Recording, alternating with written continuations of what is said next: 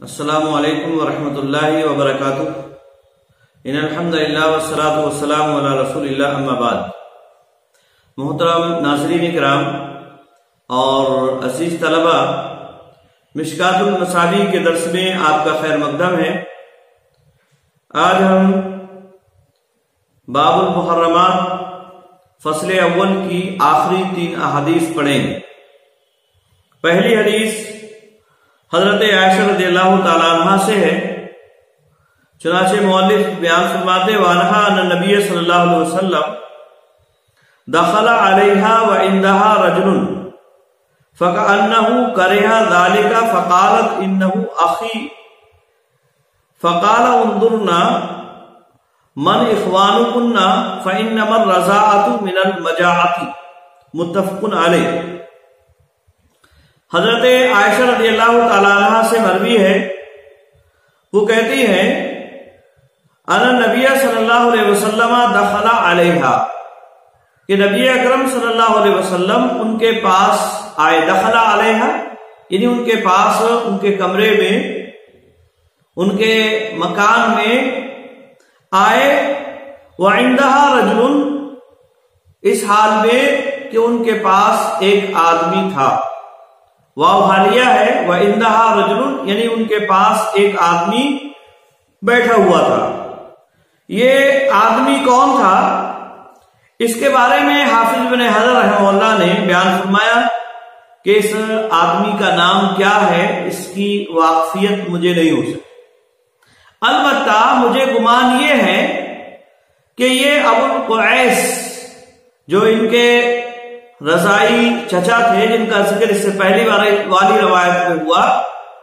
ان کے کوئی بیٹے رہے ہوں گے۔ اور اسی طرح سے بعض لوگوں نے یہ بھی کہا ہے کہ یہ عبداللہ بن یزید تھے، جو رضی عائشہ کے نام سے مشہور ہے، لیکن حافظ ابن حجر رحمہ اللہ نے اس بات کی تردید کی ہے کہ یہ عبداللہ بن یزید تھے، کیونکہ عبداللہ بن یزید یہ تابعی ہیں، اس بات پر تمام لوگوں کا اتفاق ہے، تمام ائمہ کا اتفاق ہے۔ اور ظاہر سی بات ہے، یہ جب تابعی ہیں تو اللہ کے نبی صلی اللہ علیہ وسلم کے سامنے ان کے بیٹھنے کا کوئی مطلب نہیں رہ جاتا۔ یہ تابعی تھے۔ حضرت عائشہ رضی اللہ تعالی عنہ نے جس عورت کا دودھ پیا تھا، وہ آپ صلی اللہ علیہ وسلم کی وفات کے بعد تک زندہ رہی، اور پھر ان سے یہ عبداللہ بن یزید پیدا ہوئے، اور اس بنیاد پر رضی عائشہ کے نام سے یہ مشہور ہوئے، یعنی حضرت عائشہ رضی اللہ تعالی عنہ کے دودھ شریک۔ آئی بات سننے؟ تو یہ بہرحال نام کیا ہے اس شخص کا، اس صحابی کا جو حضرت عائشہ رضی اللہ تعالی عنہ کے پاس بیٹھے ہوئے تھے، یہ متعین نہیں۔ کہتی ہیں فَكَأَنَّهُ كَرِهَ ذَلِكَ، گویا کہ ناپسند کیا اس کو، یعنی نبی اکرم صلی اللہ علیہ وسلم نے۔ کرہا میں جو ضمیر ہے وہ نبی اکرم صلی اللہ علیہ وسلم کی جانب جا رہی ہے، یعنی نبی اکرم صلی اللہ علیہ وسلم نے اس کو ناپسند کیا، یعنی اس آدمی کو ان کے پاس بیٹھنے کو ناپسند کیا۔ اور اس کی وضاحت بعض روایات میں ہے، اللہ کے نبی صلی اللہ علیہ وسلم نے ان سے پوچھا بھی اس تعلق سے۔ فقالت، تو حضرت عائشہ رضی اللہ تعالی عنہ نے جب یہ محسوس کیا کہ اللہ کے نبی صلی اللہ علیہ وسلم اس سے ناخوش ہیں، آپ کے چہرے کا رنگ بدل گیا ہے، تو انہوں نے کہا انہ اخی، یہ میرا بھائی ہے، یعنی اخی من الرضاعہ، یعنی رضاعت سے میرا بھائی ہے۔ فقال، تو آپ صلی اللہ علیہ وسلم نے فرمایا انظرنا من اخوانکن، کہ تم دیکھو، یعنی تم غور و فکر کرو، من اخوانکن، کون ہے تمہارے بھائی، یعنی رضاعت سے تمہارے بھائی کون ہے، اس کے بارے میں غور و فکر کرو۔ کیونکہ رضاعت کہتے ہیں فَإِنَّمَا الرَّضَاعَةُ مِنَ الْمَجَاعَةِ، بے شک رضاعت بھوک سے ہے۔ مجاعہ یہ مصدر ہے، جاء یجوع جوعن و مجاعتن سے اس کا معنی ہوتا ہے بھوکا ہونا، اور مراد سے یہ ہے یعنی رضاعت جس سے حرمت نکاح ثابت ہوتی ہے، وہ رضاعت ہے جو بھوک کے وقت دودھ پیا جاتا ہے، یعنی جب بچہ اس وقت دودھ پیتا ہے جب اس کی خوراک دودھ ہوتی ہے اور دودھ سے اس کا پیٹ بھر جایا کرتا ہے، اس وقت کی رضاعت یہ ثابت ہوگی۔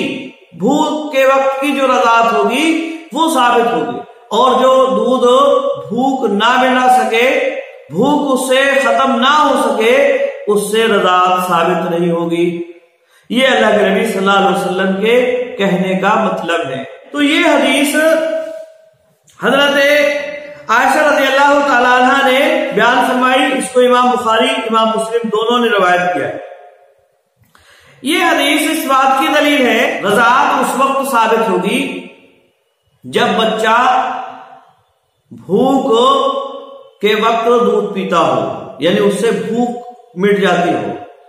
اور وہ دودھ اس کے گوشت یا اسی طرح سے اس کی ہڈیاں کے بنانے میں معاون اور مددگار ہوتا ہو۔ مدت رضاعت کیا ہے، اس کے تعلق سے علماء کے درمیان میں اختلاف ہے۔ بعض علماء نے مدت رضاعت 2 سال بتلائی ہے، اور اس قول کے قائل سفیان ثوری ہیں، اوزاعی ہیں، اور اسی طرح سے امام شافعی ہیں۔ یہ ائمہ اس بات کے قائل ہیں کہ مدت رضاعت 2 سال ہے۔ ان لوگوں کی دلیل اسی طرح سے امام احمد بن حنبل اور اسحاق بن راہوے یہ بھی اسی بات کے قائل ہیں کہ مدت رضاعت 2 سال ہے۔ ان لوگوں کی دلیل قرآن مجید کی آیت ہے جس میں اللہ رب العالمین نے فرمایا والوالدات یرضعن اولادهن حولین کاملین لمن اراد ان یتم الرضاعۃ۔ یہ رب العالمین بیان فرماتا ہے کہ مائیں اپنی اولاد کو پورے 2 سال دودھ پلائیں گی اس شخص کے لیے جو ارادہ رکھتا ہو رضاعت کو پورا کرنے کا۔ تو یہ جو ہے 2 سال دودھ پلانا اس قرآن آیت سے معلوم ہوتا ہے۔ تو یہ ائمہ اسی بات کے قائل ہیں کہ 2 سال کے اندر، یعنی 2 سال تک اگر بچے نے دودھ پیا ہے تو اس سے رضاعت ثابت ہوگی۔ اگر 2 سال کے بعد بچہ دودھ پیتا ہے تو رضاعت اس سے ثابت نہیں ہوگی۔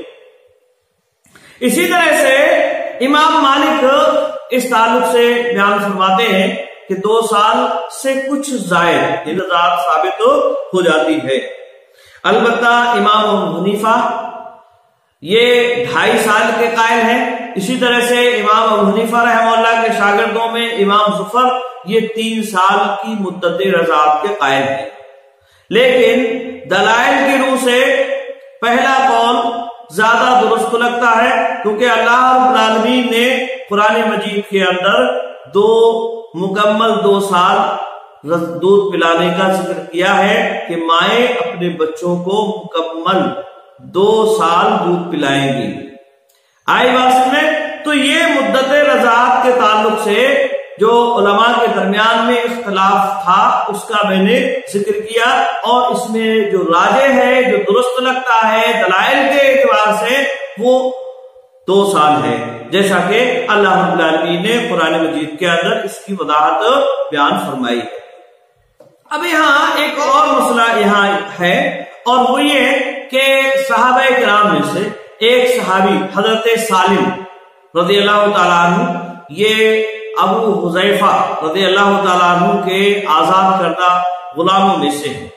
اور انہوں نے ان کو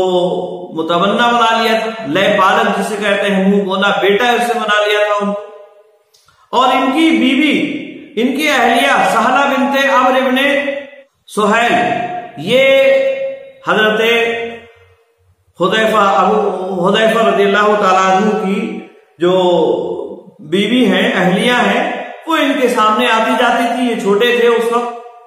لیکن جب اللہ رب العالمین نے یہ حکم دیا ادعوہم الی آبائہم، یعنی ان کو ان کے باپوں کی طرف منسوب کیا جائے گا، اور لے پالک لینا یا متمنا کرنا یہ درست نہیں ہے۔ اور اس کے ساتھ ساتھ پردے کا حکم بھی نازل ہو گیا، اس کے ساتھ ساتھ پردے کا حکم بھی نازل ہو گیا۔ اب یہ بڑے ہو گئے، حضرت سالم رضی اللہ تعالیٰ عنہ جب یہ بڑے ہو گئے تو اب وہ حضرت سہلہ رضی اللہ تعالیٰ عنہ کو بڑا اس سے پریشانی اور مشقت پیدا ہو گئی، اور وہ یہ کہ وہ چھوٹے تھے تو ان کا آنا جانا گھر میں موجود رہتا تھا۔ اب یہ بڑے ہو گئے تو اب پردے کا حکم بھی نازل ہو گیا ہے، اب اجنبی ہیں یہ، تو ان سے پردہ کرنے کا حکم ہے، پردہ کیا جائے۔ چنانچہ اللہ کے نبی صلی اللہ علیہ وسلم کے پاس آئی اور اپنی مشقت اور پریشانی کا انہوں نے ذکر کیا کہ ایسے ایسے پریشانی ہے، اس طرح سے دقت آ رہی ہے۔ تو اللہ کے نبی صلی اللہ علیہ وسلم نے انہیں حکم دیا کہ انہیں دودھ پلا دیا جائے، اور اس سے وہ تمہارا آنا جانا یا ان کا آنا جانا تمہارے پاس جو ہے یہ صحیح ہو جائے گا، کہ یہ ایک طرح سے قائم مقام ہو جائیں گے رضائی بیٹے کے، یعنی یہ رضائی بیٹے کے قائم مقام ہو جائیں گے، اور پھر تمہارے پاس آ سکتے ہیں، اور اپنے جو کپڑے محرم کے سامنے جو اتار سکتی ہو، رکھ سکتی ہو، دوپٹہ وغیرہ، وہ ان کے سامنے بھی تم رکھ سکو گی۔ یہ اللہ کے نبی صلی اللہ علیہ وسلم نے حکم دیا۔ اور پھر بعض روایات میں یہ بھی آتا ہے کہ اللہ کے نبی صلی اللہ علیہ وسلم نے جب یہ حکم دیا تو انہوں نے کہا اللہ کے نبی صلی اللہ علیہ وسلم یہ بڑے ہیں، کبیر ہے، انہیں دودھ کیسے پلایا جائے گا؟ تو آپ صلی اللہ علیہ وسلم ہنستے، اور اس کی کیفیت کیا ہوگی اس کے تعلق سے ظاہر سی بات ہے دودھ پلانا کوئی ضروری تو ہے نہیں کہ آدمی چھاتی سے منہ لگا کر ہی دودھ پیے، اسے چھاتی سے نکال کر کسی پیالے وغیرہ میں وہ بھی پلایا جا سکتا ہے، اور اس طرح سے بھی رضاعت ثابت ہوتی، جیسا کہ امام بغوی رحمہ اللہ نے اس بات کی وضاحت کی ہے۔ امام بغوی رحمہ اللہ نے اس کی وضاحت چنانچہ کی ہے کہ اس طرح سے جو ہے دودھ پلایا جا سکتا ہے۔ تو یہ ایک بات ہے کہ اب رضاعت کبیر یعنی بڑا بچہ اگر ہے تو اس کی رضاعت کا ثبوت اس حدیث سے ملتا ہے، حضرت سالم رضی اللہ تعالیٰ عنہ کی جو روایت ہے، اور یہ روایت اسی طرح سے حضرت عائشہ ام سلمہ رضی اللہ تعالیٰ عنہ سے بھی مروی ہے، حضرت عائشہ رضی اللہ تعالیٰ عنہا سے بلکہ یہ بھی مروی ہے کہ وہ اپنی بھتیجی یا اپنی بھانجیوں کو حکم دیا کرتی تھی، اپنے گھر کی عورتوں کو، کہ وہ جس کو گھر میں آنا جانا ضروری ہے اس کو دودھ پلا دیا اور اسے رضاعت جو ہے ثابت کر دیا جائے۔ تو جن سے وہ پسند کرتی تھی کہ اور یہ خدشہ ہوتا تھا کہ ان کا آنا گھر میں لازم اور ضروری ہے، تو ایسی صورت میں اس طرح سے بڑے ہونے کے بعد بھی رضاعت کے ثبوت کے لیے دودھ پلایا جایا کرتا تھا۔ آئی بات میں تو حضرت عائشہ رضی اللہ تعالیٰ عنہ کا یہ عمل، یا اسی طرح سے حضرت سہلہ بنت عمرو بن سہیل رضی اللہ تعالیٰ عنہ کا یہ عمل، اللہ کے نبی صلی اللہ علیہ وسلم سے پوچھا انہوں نے، اور اس کی وضاحت اللہ کے نبی صلی اللہ علیہ وسلم نے ان کے سامنے کی۔ یہ اس بات کی بھی دلیل ہے کہ ضرورت کے وقت رضاعت کبیر یعنی بڑے کو دودھ پلا کر بھی حرمت ثابت ہو جایا کرتی ہے۔ آئی بات میں تو یہ حدیث اس بات کی دلیل ہے، اور اس سے رضاعت کبیر ثابت ہو جایا کرتی ہے۔ صحابہ کرام میں سے حضرت عائشہ رضی اللہ تعالیٰ عنہ اور اسی طرح سے دیگر صحابہ کرام اور بہت سارے اسلاف سلف میں سے ایک جماعت کا یہی موقف ہے، اہل الحدیث کا بھی یہی موقف ہے کہ اگر اس طرح کی کوئی ضرورت پڑ جائے، حاجت کے وقت رضاعت کبیر کا بھی ثبوت ہے نبی اکرم صلی اللہ علیہ وسلم کی احادیث سے، لہذا اس پر بھی عمل کیا جا سکتا ہے۔ لیکن یاد رہے رضاعت کبیر یہ ضرورت شدیدہ کے وقت ہے، جیسا کہ حضرت سالم اور سہلہ رضی اللہ تعالی عنہما کے درمیان میں یہ پیش آیا واقعہ۔ تو یہ ایک ضرورت شدیدہ کے وقت کی بات ہے، یہ ایسی بات نہیں ہے کہ اسے عام کر دیا جائے اور ہر کوئی اس سے جو ہے دودھ پلانا شروع کر دے اور جس سے کو چاہے اسے رضائی بیٹا یا رضائی ماں بنا لے۔ لہذا اس پر کسی کو اعتراض کرنے کی کوئی گنجائش نہیں، لیکن برا ہو تقلید اور تعصب کا۔ بہت سارے مقلدین اس حدیث کا ٹھٹا اور مذاق اڑاتے اور اسے رد کرنے کے لیے طرح طرح کے طریقے اور بہانے بناتے ہیں اور اس طرح کے کمنٹس کرتے ہیں جس سے حضرات صحابہ، حضرت سہلہ یا اسی طرح سے حضرت سالم ابو حذیفہ، ان حضرات کی توہین لازم آتی۔ اس طرح کے کمنٹس کرتے ہیں، انہیں سمجھنا چاہیے، انہیں اپنے اس عمل سے بچنا چاہیے اور جو حدیث میں جس طرح سے عمل آیا ہے اس طرح سے ثابت کرنے میں کوئی حرج کی بات نہیں۔ اللہ کے نبی صلی اللہ علیہ وسلم سے یہ چیز ثابت ہے، لہذا اس میں کسی طرح کی کوئی پریشانی اور دقت نہیں ہونا چاہیے۔ آئی بات سنیں، تو یہ حکم جو ہے اللہ کے نبی صلی اللہ علیہ وسلم نے جو دیا، یہ گویا کہ مسئلے کے ثبوت کے لیے کہ اگر اس طرح کی کوئی ضرورت پیش آ جائے تو ایسا کیا جا سکتا ہے اور اس میں کوئی حرج کی بات نہیں ہے۔ ظاہر سی بات ہے، اللہ کے نبی صلی اللہ علیہ وسلم کی حدیث موجود ہے تو ہمیں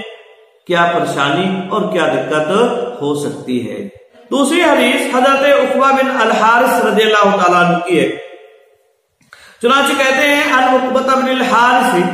رضی اللہ تعالیٰ عنہ انہ تزوج ابنۃ لابی ایحاب بن عزیز فاتت امرأة فقالت قد ارضعت عقبة والتي تزوج بها فقال لها عقبة ما اعلم انك قد ارضعتني ولا اخبرتني فارسل الى آل ابي ایحاب فسالهم فقالوا ما علمنا ارضعت صاحبتنا فركب الى النبي صلى الله عليه وسلم بالمدينه فساله فقال يا رسول الله، فقال رسول الله صلى الله عليه وسلم كيف وقد قيل ففارقها عقبة ونكحت زوجا غيره، رواه البخاری۔ حضرت عقبہ بن الحارث رضی اللہ تعالیٰ عنہ سے مروی ہے، وہ کہتے ہیں انہ تزوج ابنۃ لابی ایحاب بن عزیز، کہ انہوں نے ابو ایحاب بن عزیز کی ایک بیٹی سے نکاح کیا، یعنی حضرت عقبہ بن الحارث رضی اللہ تعالیٰ عنہ۔ اور یہ بیٹی کون تھی؟ ان کے نام کے تعلق سے حافظ ابن حجر رحمہ اللہ نے بیان فرمایا، ان کا نام تھا غنیہ، ام یحییٰ کنیت تھی۔ تو اور ابو ایحاب بن عزیز، عزیز ہے یہ، بعض نسخوں میں عزیر بھی یہاں لکھا گیا ہے، لیکن حافظ ابن حجر نے عزیز کو راجح قرار دیا ہے۔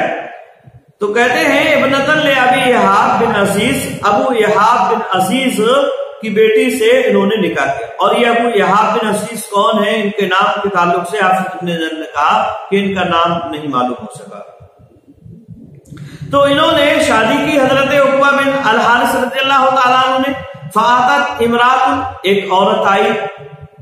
اور بعض روایات میں اس بات کی وضاحت ہے سودا یعنی کالی ایک عورت تھی، وہ آئی، فقالت، اور اس نے کہا قد ارضعت عقبہ والتی تزوج بها، کہ میں نے دودھ پلایا، ارضعت میں نے دودھ پلایا ہے عقبہ اور اس عورت کو جن سے انہوں نے نکاح کیا ہے، یعنی غنیہ، یعنی دونوں کو میں نے دودھ پلایا۔ اب ظاہر سی بات ہے دودھ پلایا ہے تو یہ رضائی بہن بھائی ہو گئے، اور ایسی صورت میں ان کا نکاح آپس میں جائز اور درست نہیں رہا۔ تو یہ عورت آئی اور انہوں نے کہا کہ ایسے ایسے میں نے کیا ہے، میں نے دونوں کو دودھ پلایا ہے۔ فقالا، تو عقبہ بن الحارث رضی اللہ تعالیٰ عنہ نے کہا ما عالم، میں نہیں جانتا ہوں کہ تم نے مجھے دودھ پلایا ہے، میں اس بات کو نہیں جانتا ہوں، انکے قد ارضعتنی، کہ تم نے مجھے دودھ پلایا ہے، ولا اخبرتنی، اور نہ ہی تم نے مجھے اس کی خبر دی ہے، یعنی اس سے پہلے تم نے مجھے اس بات کی خبر بھی نہیں دی ہے، اور نہ ہی میں یہ جانتا ہوں کہ تم نے مجھے دودھ پلایا ہے۔ پھر اپنی بات کو دہرایا۔ اب انہوں نے کیا کیا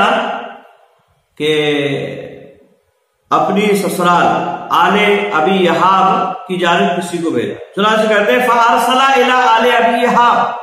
تو انہوں نے یعنی حضرت عقبہ بن حارث رضی اللہ تعالیٰ عنہ، ارسلہ کا فاعل عقبہ بن الحارث، تو انہوں نے بھیجا، یہاں بھیجا کس کو، یعنی مفعول جو ہے یہ محذوف ہے، یہ ذہن میں ہے، اے شخصن یا انسانن،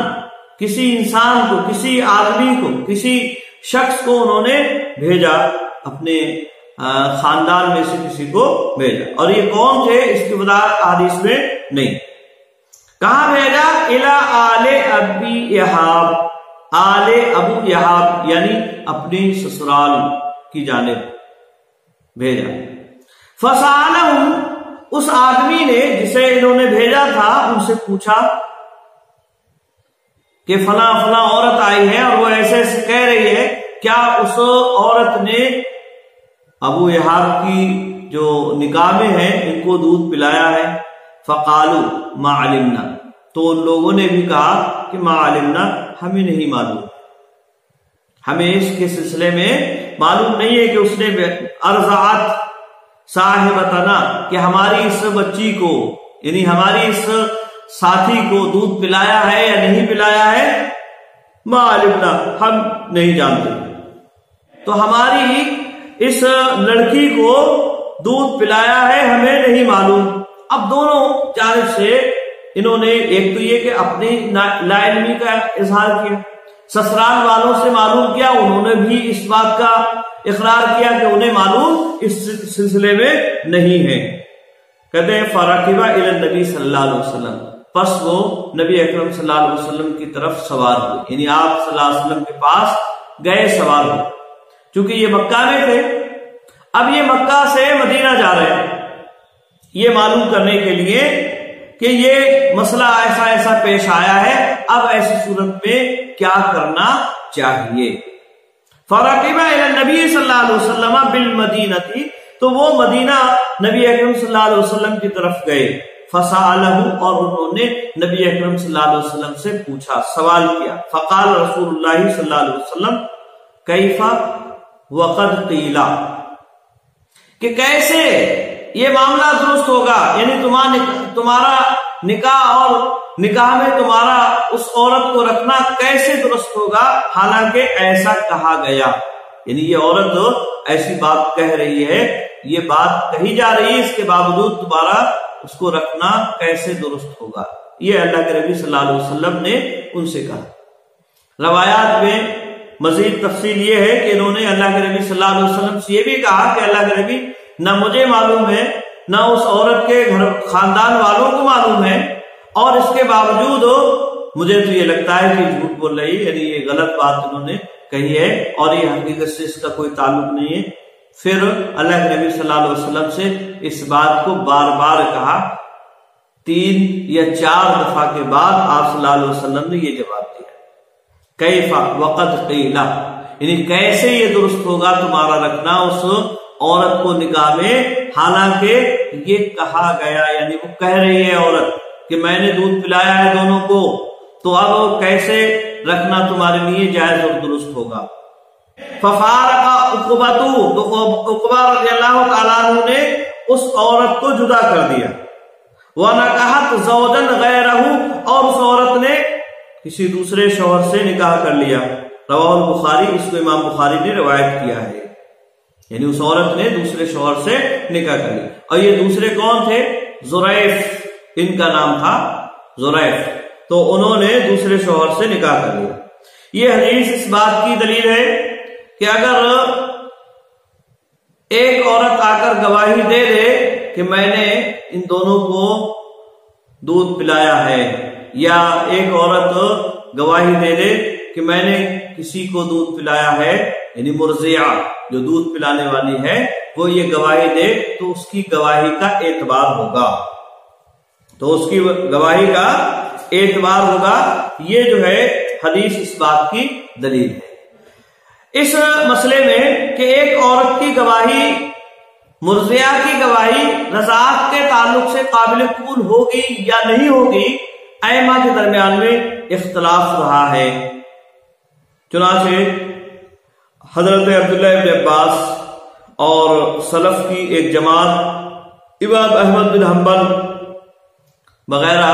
اسی بات کے قائل ہیں کہ اگر ایک عورت بھی گواہی دیتی ہے تو اس کی گواہی قابل قبول ہوگی اور اس سے رضاعت ثابت ہو جائے گی، جیسا کہ یہ حدیث اس بات کی دلیل ہے۔ یعنی آپ صلی اللہ علیہ وسلم نے جو کہا کہ کیسے رکھو، تو اب یہ ایک طرح سے آپ صلی اللہ علیہ وسلم کی طرف سے جدا کرنے کا حکم ہی ہو گیا، اور پھر انہوں نے اس پر عمل کرتے ہوئے اس عورت کو جدا کر دیا اور انہوں نے کسی دوسرے آدمی سے شادی کر لی۔ تو یہ جو ہے وجہ استدلال۔ اسی طرح سے اس مسئلے میں ایک دوسرا قول امام مالک کا ہے، اور وہ یہ ہے کہ رضاعت میں دو عورتوں کی گواہی قابل قبول ہوگی، دو سے کم کی نہیں، ایک عورت کی گواہی قابل قبول نہیں ہوگی۔ ہاں اگر دو عورتیں ہیں تو ان کی بات مان لی جائے گی کہ ہاں اس نے دودھ پلایا۔ اسی طرح سے حنفیہ اس سلسلے میں اس بات کے قائل ہے کہ رضاعت میں گواہی بھی اور جو دوسری جگہ گواہی ہے اسی کے قبیل سے ہے، لہذا وہاں دو آدمیوں کی گواہی یا ایک آدمی اور دو عورتوں کی گواہی معتبر ہوتی ہے، لہذا یہاں بھی دو آدمیوں کی یا ایک آدمی اور دو عورتوں کی گواہی معتبر ہوگی، کیونکہ یہاں رضاعت میں گواہی بھی دوسری گواہیوں کے ہی قبیل سے ہے۔ تو یہ جو ہے اس تعلق سے بات ہوئی، اور اسی طرح سے امام شافعی کا موقف اس سلسلے میں یہ ہے کہ مرضیہ کی گواہی اسی طرح سے تین اور عورتیں اس کے ساتھ شامل ہو جائیں، اس صورت میں قابل قبول ہوگی کہ وہ اجرت کا سوال نہ کر رہی ہوں،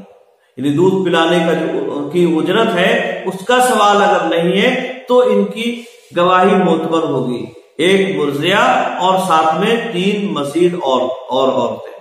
اور اگر وہ اجرت کا سوال کر رہی ہیں، یعنی دودھ پلانے کی اجرت مانگ رہی ہیں، تو ایسی صورت میں گواہی ان کی معتبر نہیں ہوگی امام شافعی رحمہ اللہ کے یہاں۔ لیکن اس تعلق سے صحیح بات امام احمد بن حنبل وغیرہ کی ہی ہے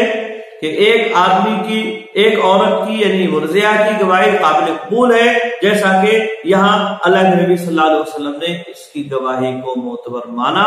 اور حضرت عقبہ بن حارث رضی اللہ تعالیٰ عنہ نے اس کو جدا کر دیا جس سے نکاح کیا تھا۔ اور یہاں جو حکم ہے یہ گویا کہ اسی مسئلے کے حکم اور اس کے ثبوت کے لیے ہے۔ البتہ جو لوگ یہ کہتے ہیں کہ یہ احتیاط کے لیے تھا، یہ تقوی کی وجہ سے بچنے کے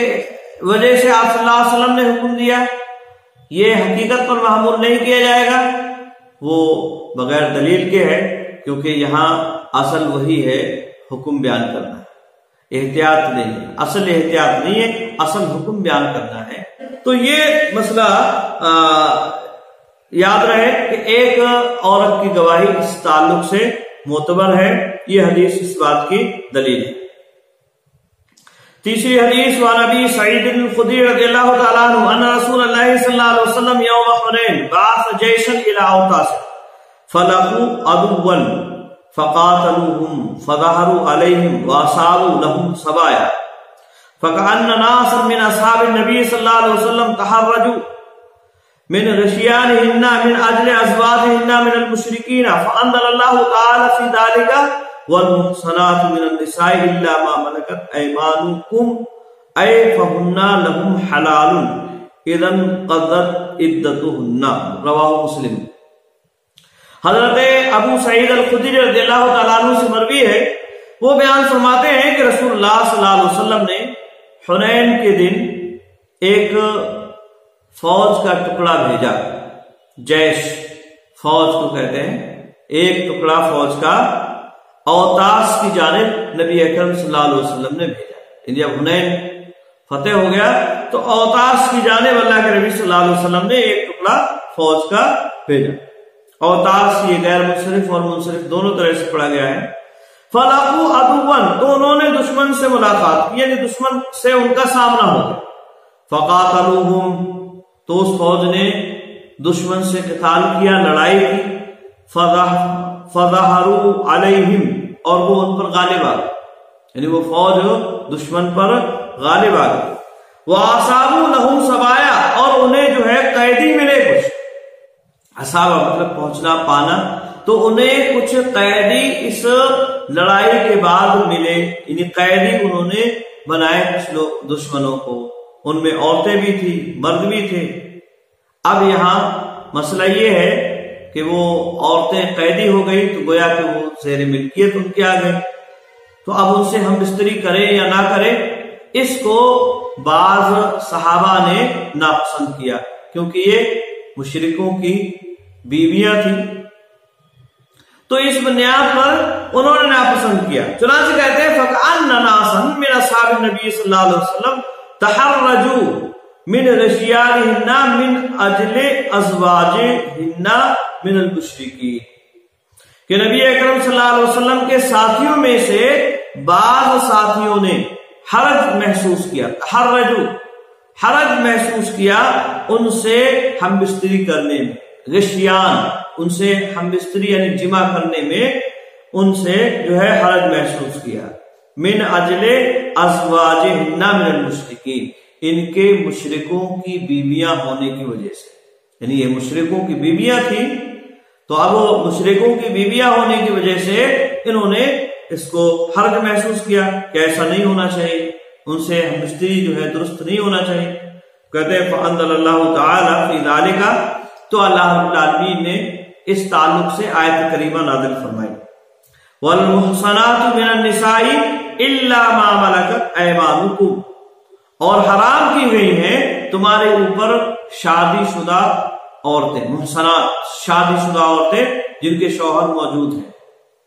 وہ اس سے مراد ہے، یعنی المتزوجات، یعنی جو شادی شدہ عورتیں ہیں وہ تمہارے لیے حرام کی گئی، الا ما ملکت ایمانکم، مگر وہ عورتیں جو تمہارے داہنے ہاتھ کی ملکیت ہیں، یعنی جس کے مالک تمہارے، جن کے مالک تمہارے داہنے ہاتھ ہیں، جو تمہاری ملکیت میں تمہاری لونڈی ہیں، باندھی ہیں، وہ تمہارے لیے حلال ہے۔ اے فہن لہم حلال، یعنی وہ تمہارے لیے حلال ہے، اذن قضت عدتہن، جبکہ ان کی عدت پوری ہو جائے تو یہ تمہارے لیے حلال ہو جائیں گے۔ رواہ مسلم، اس کو امام مسلم نے روایت کیا ہے۔ اور ان کی عدت کیا ہے؟ اگر حالت حمل میں ہے تو وضع حمل عدت ہوگی، اور اگر حالت حمل میں نہیں ہے تو استبراء رحم کا پاک ہونا، یعنی ایک دفعہ حیض آ جائے وہی اس کی عدت ہوگی۔ اور جو حیض سے نہیں ہوتی ہے، یعنی انہیں حیض ابھی آنا شروع نہیں ہوا ہے یا آئسہ ہے، حیض آنا ان کا بند ہو گیا ہے، تو ایسی صورت میں ان کی عدت 1 مہینہ ہے، یعنی 1 مہینے کے بعد یہ اپنے آقا کے لیے، اپنے مالک کے لیے حلال ہو جائیں گے، وہ ان سے ہم بستری یا ان سے جمع کر سکتا ہے۔ تو یہ حدیث اس بات کی دلیل ہے کہ جو باندیاں ہیں یا لونڈیاں ہیں ان سے جمع کرنا جائز اور درست ہے، اور جو قیدی بن کے فوراً آئے ہیں ان کی عدت کے بعد ہی ایسا کرنا جائز اور درست ہوگا، اور ان کی عدت استبراء رحم ہے یا وضع حمل ہے۔ اور جنہیں حیض نہیں آتا ہے ان عورتوں کی 1 مہینہ کی عدت ہوگی۔ تو یہ حدیث اس بات کی دلیل ہے کہ جو محرمات کا چونکہ ذکر ہے، یہ باب المحرمات ہے، تو یہاں یہ بات بھی معلوم ہو رہی ہے کہ شادی شدہ عورتیں جو کسی کے نکاح میں ہیں ان سے نکاح کرنا یہ جائز اور درست نہیں. ہاں البتہ اگر ان کے شوہروں نے طلاق دے دیا ہے یا اسی طرح سے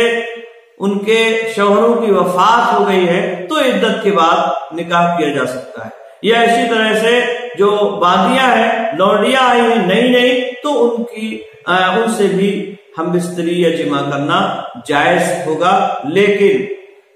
عدت گزرنے سے پہلے ان سے ہم بستری کرنا یہ جائز اور درست نہیں. یہ حدیث اس بات کی دلیل ہے. یہ حدیث فصل اول کی آخری حدیث تھی. آج کے لیے بس اتنا ہی. السلام علیکم ورحمۃ اللہ وبرکاتہ.